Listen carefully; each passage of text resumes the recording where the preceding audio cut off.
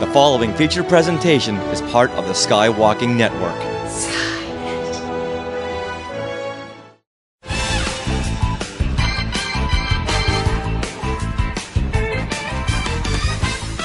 Welcome to the newest addition to the Skywalking Network, the Culture POPCast.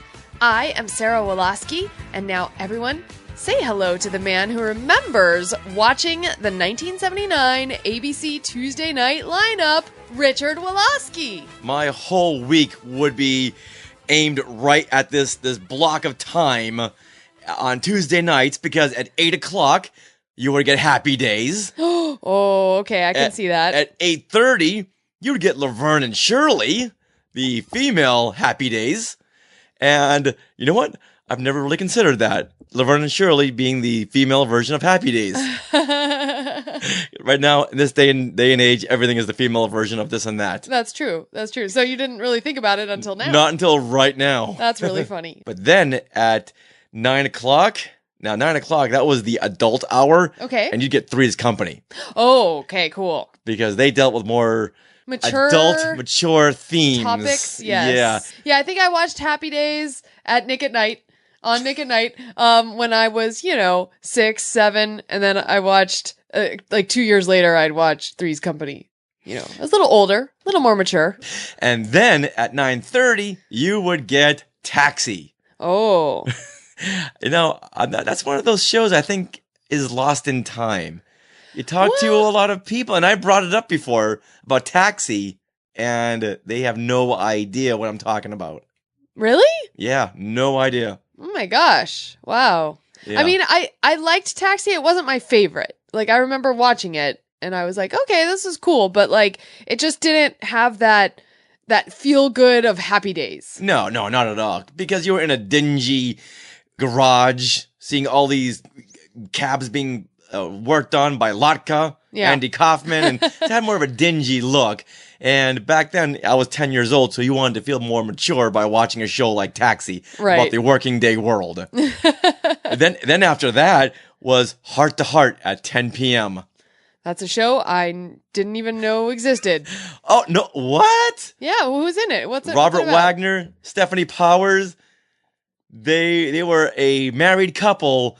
They were a millionaire couple who would solve crimes on their off hours. Wow.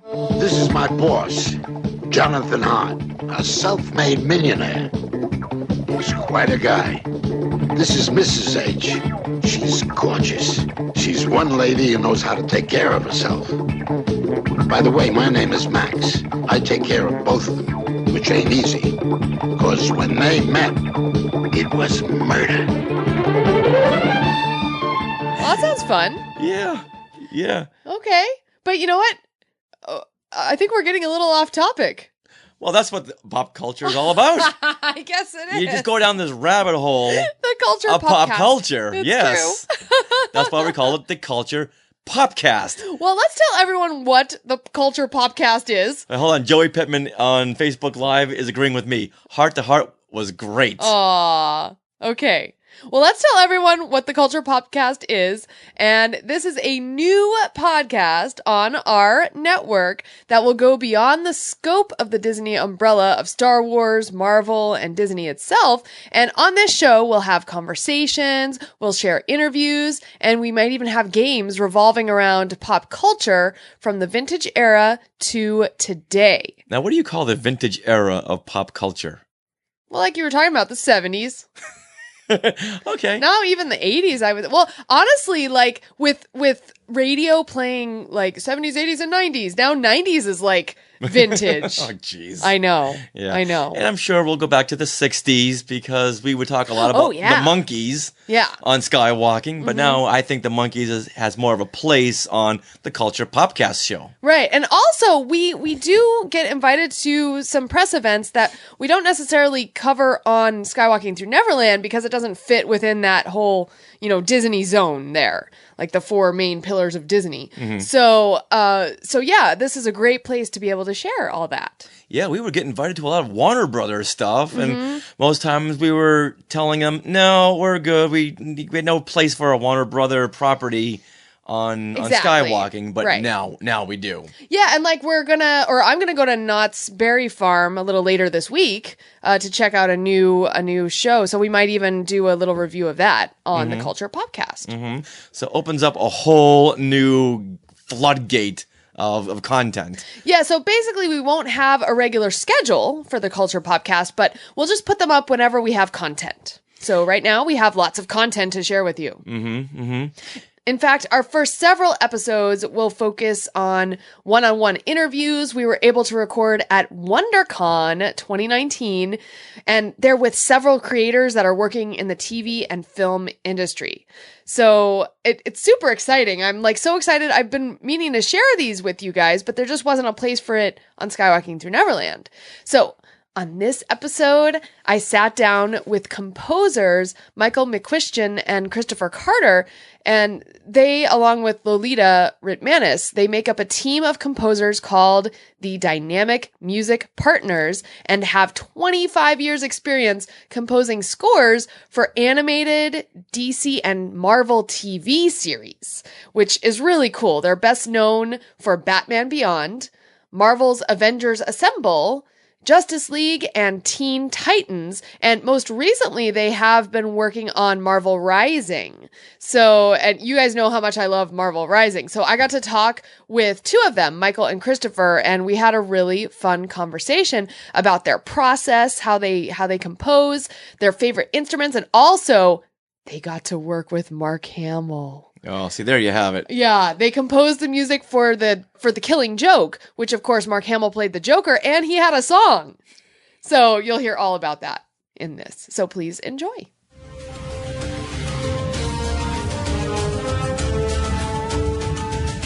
All right.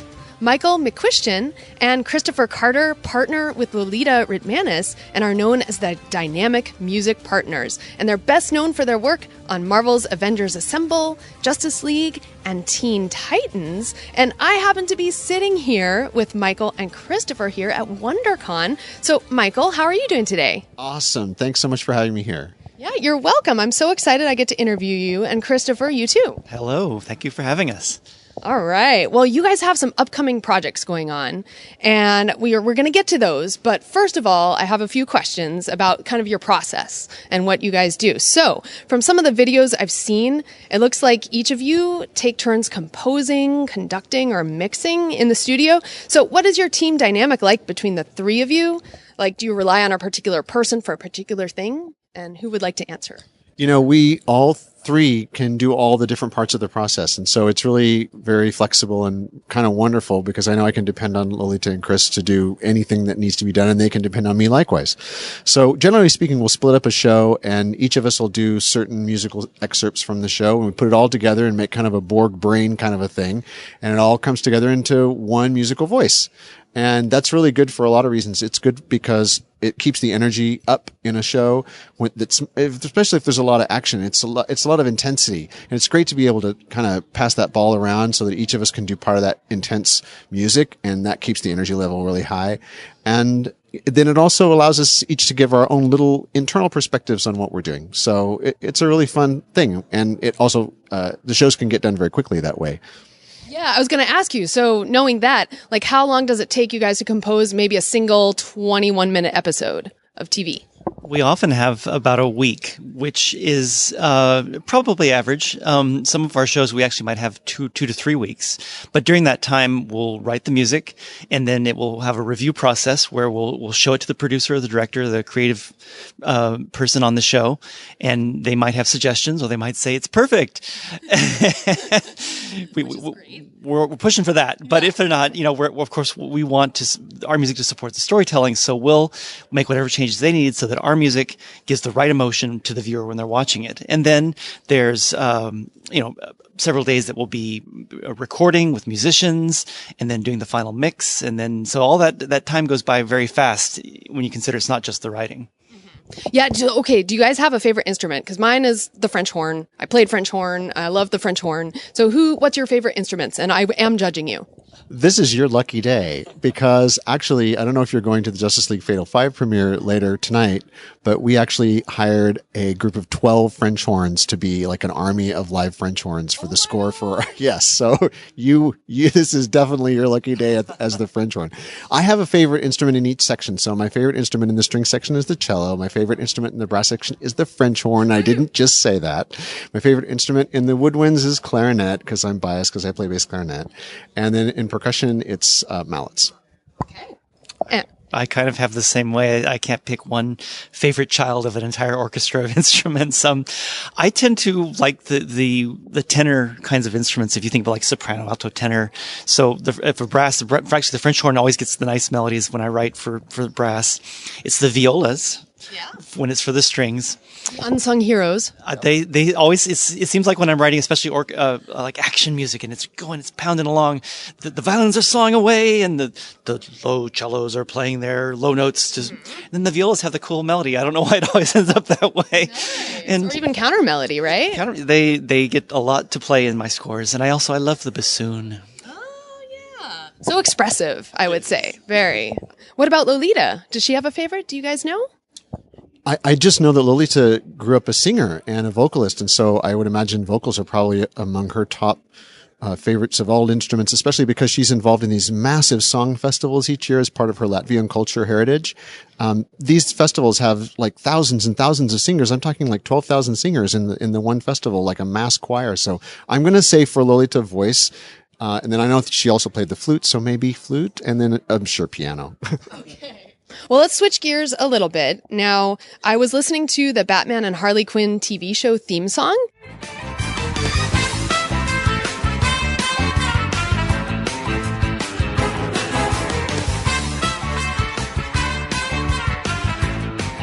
Which is that very 60s vibe. Like, I totally got vibes of Incredibles. You know, that particular theme song. So how do you decide like what tone or music to emulate when developing a particular theme song for a show? When we're developing the sound of a show, especially if it's a new project or something that we haven't done before, not necessarily a series, but maybe just, a new project of any kind, we'll take our cues a lot from the producer and from the writers and from the director and the people that are involved, that come to us and want music. We want to know what's inside their head. We want to get inside their head and find out what they're hearing, what they're gravitating toward, how they're feeling. If they don't have anything specific in mind, then we'll give them our impressions and then we'll start some kind of a back and forth dialogue. And that's where the real collaboration comes in. I think that's what is so valuable about being able to have some kind of back and forth collaboration with the creative artist so that we can really fine tune that exact sound and get something that's really super special and unique for their project. That makes a lot of sense. I know a lot has to do with what the director wants for that. Did you have anything to add to that, Kristopher? Oh, no, it is definitely about collaboration. We want to work and shape what we can do because we can have it's infinite. The possibilities are just infinite what you can do. And we really love that opportunity to say to the creative people, this is what it might be, and they say what it might be, and together we come up with something that's unique for that show. Right. And together, I think great minds make something great. I think that's how it is. So let's go. Now, you guys work on both Marvel and DC shows. So now this is an 80-year-old rivalry. So do you find that there's a difference in tone when you create working with either a Marvel show or a DC show? Well, music must bridge all understanding. Oh, yes. Very Yoda. Understanding must be bridged by the music. No, I don't think so. I mean, kind of a tangent to that is, do you think that we're sometimes asked, do you write cartoon music? And we don't really think we do that either. It's not DC music. It's not Marvel music. It's movie music. It's music that's designed to tell a story. Emotionally. Absolutely. It's definitely all about the emotion. And we want, there's not really any parameters that are unique to any of those styles. A lot of the animated stuff that we do for Marvel the storylines are similar to the movies. There's kind of a correspondence. If you watch the movies, you might know what's going on in the shows, but that also doesn't have the same any kind of link. We're not said, we're doing a Black Panther series for Marvel's Avengers. We're not going to have to bring in stuff from the movies. It's our own, African influence material and our own theme for Black Panther. So you don't take any of the movie music from Marvel? Or for Marvel specifically, we actually are creating our own sound and our own approach. Gotcha. Ooh, I'd love to hear some of that Black Panther themes. Like, what instruments specifically did you use that were African? Yeah, I mean, we drew on a lot of different African sounds. Because this was kind of a spin-off from the Avengers, it was more about not featuring as much of the orchestra, the big epic sound, as much as it was more percussion. And yes, so there's big African drums, little African drums, and shakers, and African stringed instruments, and some African pipes and flutes, and those kinds of things, on top of the more orchestral, traditional epic sound that we had with the Avengers. Right.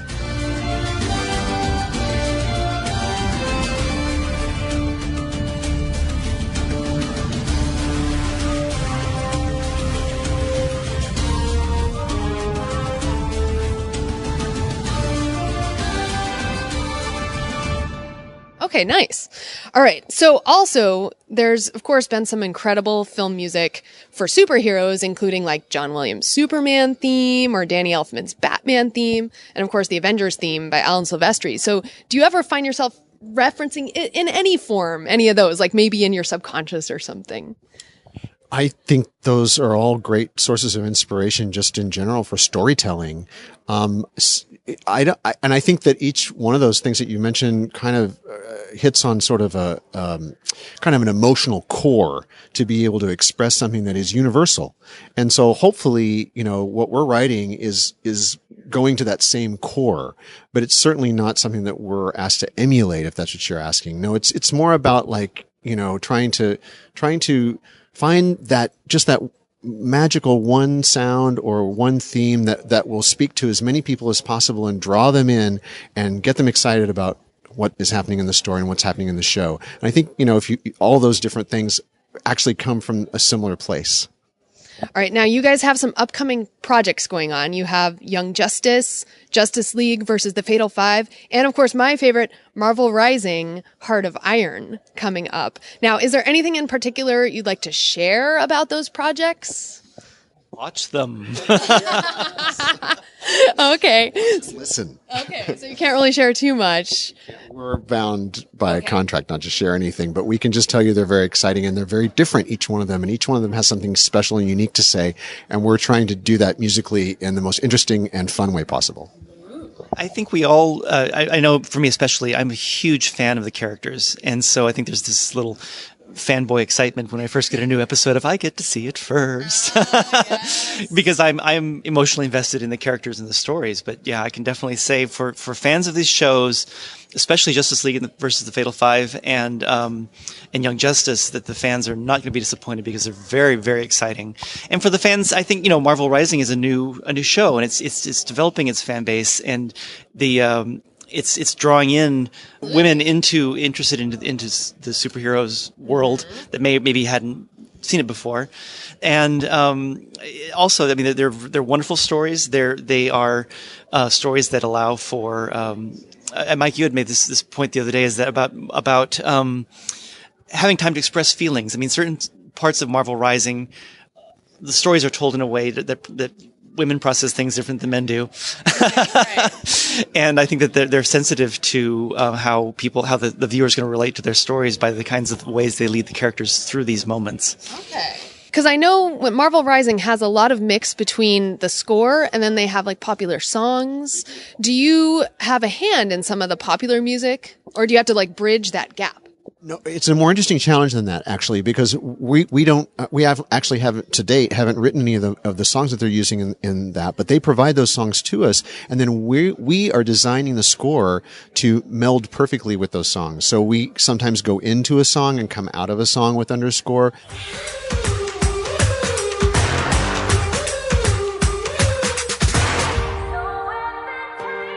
And actually changed the sound of the show slightly as the songs have come to us, so that it will feel like more like a cohesive whole. I definitely noticed that in Marvel Rising. Yeah, and even the type of show that it is, because Marvel Rising has a lot of different incarnations. Sometimes there's shorts, sometimes there's a special, sometimes there might be a full-length movie, and we'll change the size and the scope of the sound of the score to match those different formats, and that includes the sound, of the score to match the songs that are in that format.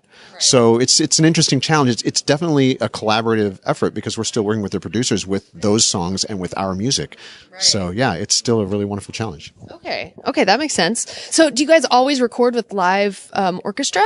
We all were trained in the more traditional sense as traditional composers and conductors and orchestrators, and there's no substitute for what a live musician can bring to your song. Even just a solo instrument, that air moves and that expression happens. And so yes, any chance that we can, we will have as many musicians as we can. Excellent. Okay, well that's good to know. You don't feel like constrained or anything. Especially the horn. Nice. Okay, good. Excellent. Okay, so here's some fun questions. What are some of your personal favorite film scores, just in general? I tend to gravitate toward the classic stuff. So for me, it's like Franz Waxman's Adventures of a Young Man, or Sunset Boulevard's a particular favorite. Also, Bernard Herrmann's Vertigo. I love John Williams' Superman's like my favorite score of all time. So yeah, she's Superman ring. Yeah, looking at the ring. So yeah, I tend to go for that sort of thing. Nice. Classics. Excellent. Well, I'll high five you with my Captain Marvel rings. Okay. All right. What about you, Kristopher? I love everything Jerry Goldsmith. He's probably my biggest influence as a composer, and just listening to it. I love what Trent Reznor has done coming into film scoring, because it brought kind of the Nine Inch Nails, this the more ethereal side of that music into his work with Trent Reznor and I'm forgetting some of the soundtracks he's done. Atticus Ross, thank you. Yes, Trent Reznor and his partner Atticus Ross have worked together on these scores. They did like The Social Network. They won the Oscar for that. Yes. They did The Girl with the Dragon Tattoo recently, which I really like their music. And I said Jerry, and I mean, you can't be a film composer and not be influenced in some way by John Williams. And I know it's definitely in there somewhere. So definitely. I hear ya. Okay, so I heard, and I was like looking at YouTube, kind of researching your work, and I heard you guys, did you work with Mark Hamill for a song in The Killing Joke? Oh, yes, we did. Definitely. So did you meet him? Oh, yes, we had to record the song with him. Oh, so okay, just tell me stories, anything. I mean, I was 5 years old when I saw him on the movie screen as Luke Skywalker, and he's Mark Hamill, and how can you not have the sense of it's Mark Hamill? He's like totally a nerd like us. He is, and he's wonderful in his support of the community and stuff, but also, I mean, he is one of the iconic voices of the Joker, the character, and he hadn't done Joker in quite a long time. In terms of as a job, yes. So, but it felt like slipping into an old comfortable pair of shoes. He just dropped right into it, and there he was in all his twisted glory. And we didn't know if he could even sing. And one of the biggest challenges of voice actors is not only to sing, but to sing in character. And the Joker's sound, it's really modulated and tense, and oh boy, he just knocked it out of the park. He sang it so well and in character, and it was unforgettable. When the world is full of care, and every headline screams despair, when all is rape, starvation, war, and life is vile, then there's a certain thing I do, which I shall pass along to you, that's always guaranteed to make me smile. Yes! I go loony as a light bulb battered bug, simply loony, sometimes fold and chew the rug. Mr. Life is swell in a padded cell, it'll chase those blues away. You can trade your gloom for a rubber room and injections twice a day. Just go. a pinch me moment, right? And he's a big film music fan, so thanks, Mark. Oh, yay. Okay, we'll have to tweet at him once this comes out. Yeah. All right, so where can our listeners find you on social media and follow you guys? We have a website, dynamicmusicpartners.com. We have Dyne Muse Partners on Twitter. I'm on Twitter as Utadeer, Utadeer. Lolita is L. Ritmanis. And on Facebook, we have a Dynamic Music Partners Facebook page. Perfect. Okay. Well, thank you so much, you guys. It was really wonderful to talk with you, Michael. Oh, yes, thank you. And Kristopher. Thanks so much. Yay.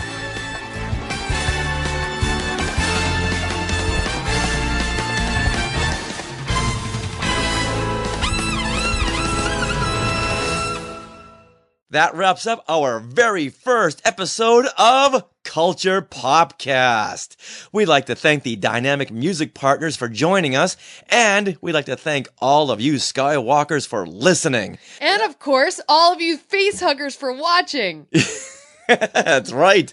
You know what? I'm going to put this out here, right now, that when we first started skywalking, my white whale was Bryce Eller. Oh. The man who would become Darth Vader in all those public appearances and on TV. He was the one I really wanted to get. So I'm going to say for this new show, I really want to get Paul Fusco.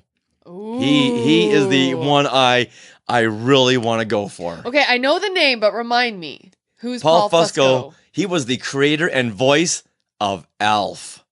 Oh, right. Yes. Okay. A huge influence on me. So I'm gonna gun for him. Nice. Well, okay, so just to wet your whistle, you guys, coming up on the Culture POPcast next, well, I don't want to say next week, but on our next episode, we will have an interview with Ryan Shore, who is the composer for Star Wars Forces of Destiny and Star Wars A Galaxy of Adventures. I was so excited to talk with him, and he also did the music on Julie's Green Room, which is the Netflix series with Julie Andrews. So guess who I talked to him about? Julie Andrews. Yes, so exciting. Well, I'm guessing she would be your white whale for this new show. Yeah, although she'd go on skywalking because she's Disney related. Yeah, okay. Yes. All right. Well, okay. Well, then tell us who your white whale is for the Culture POPcast show. I have to think about this. Maybe something Harry Potter. Oh yeah. My mind goes there, or even okay. What would be really cool? Who's the director of Solo? Ron Howard. Ron Howard, but I'd talk to him about Happy Days. And like if that was like the interview. Well, no. If we get Ron Howard, he's going on skywalking. I know. Okay. Well, I'll have to think about it. Someone who's not like what? Henry Winkler? Yeah, Henry Winkler would be cool. Oh, start making a list. Yeah. Henry Winkler. Oh my God. Oh my. Can you imagine? That'd be awesome. I don't think I'd be able to talk the whole time, talking to the fawns. I know, but he's not. But then he's so like humble and down to earth. He is. Oh, I've met him a few times when I worked over at Paramount Pictures. Yeah. So nice. But Okay. just thinking about that right now is making my eyes water. I know. Okay, so that's what's coming up, you guys. And we have several more interviews with composers and some other people, so we're very excited. So if you want to follow us, make sure you subscribe to Skywalking Through Neverland on whatever podcatcher you are at. That's how you will get the Culture POPcast. You can also follow us on social media. We are at Skywalking Pod for Twitter and Instagram. And we also have our awesome Facebook group where you can talk anything Star Wars, Disney, pop culture. And you can go to Facebook, search Skywalking Through Neverland group, request to join, and answer the questions that pop up. We actually let a couple of people in this week who did answer the questions. There's still one there who's in limbo because they haven't answered the questions. So make sure you do that. You can also email us. Tell us who should we interview, you guys? Who should we try to get? Email share at skywalkingthroughneverland.com. Eric Warren is saying share. He wants us to have share. And I think Terry Lee had said that Sybil Shepherd from Moonlighting. Yeah, interesting. Never got into that show. Me either. I'm sorry. Yeah, I'm sorry. Sorry, Terry. Yeah. All right, as a reminder, Skywalkers, we have a new t-shirt design. It is called Skywalker's Rise. And if you want to see what that design looks like, well, you can look at any of our social media. It's like right there. You can also find the link to purchase either the shirt or like a mug or a sticker. That's at our TeePublic store. So just go to skywalkingthroughneverland.com and click on the Support Us tab, and you'll see the drop down. There will be links to the TeePublic. And thank you, everyone who is part of the Skywalking Force. You are our lifeblood, and if you would like more Skywalking Through Neverland in your life, check out skywalkingforce.com. And that's, of course, where we plus up our content and offer extras just for you. You're helping support something that we put a lot of time and effort into. And of course, this year, we're able to go to more events than ever and put more time into it than ever, such as this new podcast. We were able to go to WonderCon on a weekend, and we usually work on weekends, because of the Skywalking Force. So we want to thank you so, so much. You can be a part of the Skywalking Force at skywalkingforce.com. And because of the Skywalking Force, we're going to Comic-Con. That's right! San Diego Comic-Con! We haven't been there in since 10 years. 10 years. 10 oh years. My goodness. And now because of you, we are going. So thank you. Yeah. And we'll get lots and lots of coverage. Yeah, lots of interviews, lots of content for this show and Skywalking. Like, we're very excited. So thank you, all the Skywalkers. All right? You know what? We don't have a sign out for this show. Hey, Skywalkers, for the Culture POPcast, what should be our sign off? Nanu, nanu. Oh, I love it! Oh, we should do like that mixed with something else. That's all, folks. Oh. Nanu. All right, there I you go. like that. So I think we have a winner, and our new outro is That's all, folks. Nanu, nanu. All right, bye, everyone. Thanks for joining us. Bye.